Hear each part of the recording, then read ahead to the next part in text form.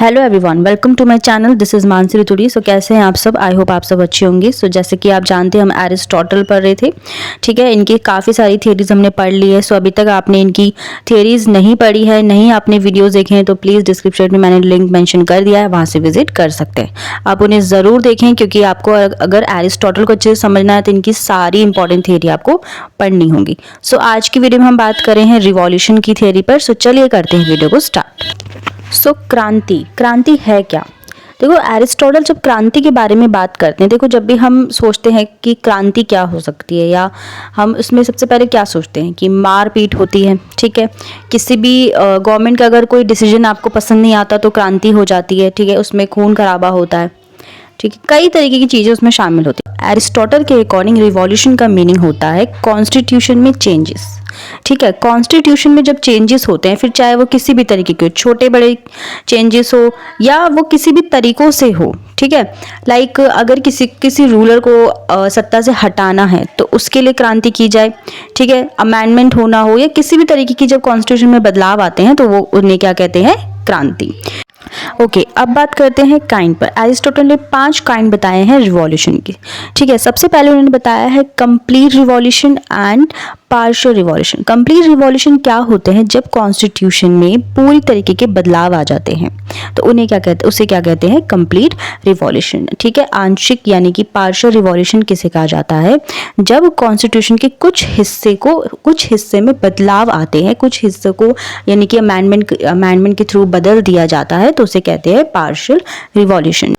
Next वो बात करें हैं ऐसी क्रांति जिसमें पूरी तरीके से खून खराबा जो है शामिल होता है, ठीक है। और साथ ही साथ ऐसी क्रांति जिसमें कि खून खराबा नहीं होता, ठीक है। तो यहाँ पे एरिस्टोटल क्या कहते हैं कि जब भी सत्ता में कोई भी बैठा रहता है, उन्हें हटाने के लिए खून खराबा किया जाता है, ठीक है। रिवोल्ट किए जाते हैं, बहुत ही दंगे फसाद हो जाते हैं, तो इस तरीके की क्रांति भी शामिल होती है जब कॉन्स्टिट्यूशन में बदलाव के लिए ये चीज़ें की जाती हैं। और ऐसी क्रांतियाँ भी होती है जिसमें बिल्कुल भी खून खराबे नहीं होते, ठीक है, जो ब्लडलेस रिवॉल्यूशन कहलाता है, ठीक है। नेक्स्ट जो होता है इंडिविजुअल की, वो यहाँ पे बात कर रहे हैं। इसमें वो क्या कहते हैं कि जब संविधान चेंजेस में किसी इंपॉर्टेंट जो पर्टिकुलर इंडिविजुअल होता है उनको चुना जाता है तो उसे इंडिविजुअलिस्टिक रिवॉल्यूशन कहते हैं, ठीक है। और जब कॉन्स्टिट्यूशन में जब चेंजेस होते हैं, उसका जो मेन ऑब्जेक्टिव किसी भी पर्टिकुलर पर्सन से नहीं होता है, किसी भी इंडिविजुअल से नहीं होता है, तो उसे क्या कहते हैं? Non individualistic revolution.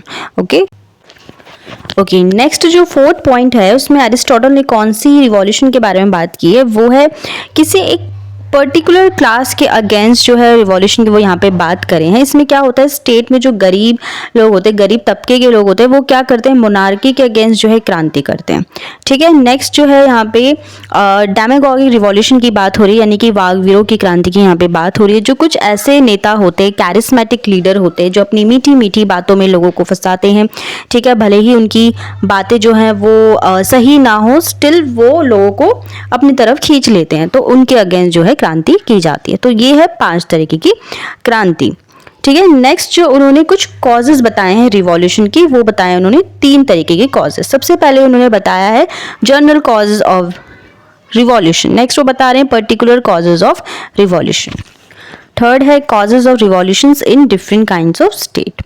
देखो, सबसे पहला जो कॉज है वो है जनरल कॉज। जो मेन रीजन है क्या है क्रांति का? एरिस्टोटल क्या मानते हैं? ये जो जनरल कॉज है क्रांति का वो है इनइक्वालिटी। जब इनइक्वालिटी बहुत ज़्यादा होती है, यानी विषमता बहुत ज़्यादा होती है, तो लोग क्या सोचते हैं कि अब उन्हें आगे आना पड़ेगा, क्रांति करनी पड़ेगी ताकि उन्हें अपने राइट मिल सके, ताकि उन्हें जस्टिस भी मिल सके, ठीक है।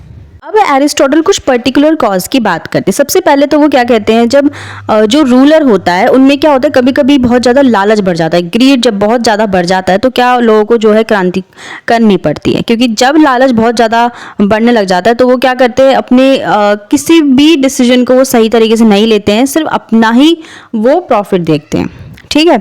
इसी के अलावा जब कोई भी सत्ता का दुरुपयोग करता है, कि अपनी सत्ता का गलत फायदा उठाता है, इसकी वजह से भी क्रांति हो सकती है, ठीक है। और कोई भी ऐसा रूलर हो जो बिल्कुल भी जिसकी मेरिट ही बिल्कुल नहीं मिलती है, अगर जनता को नहीं पसंद आ रही तो वो इस वजह से क्रांति कर सकते हैं। ठीक है, ये एक पर्टिकुलर कॉज है।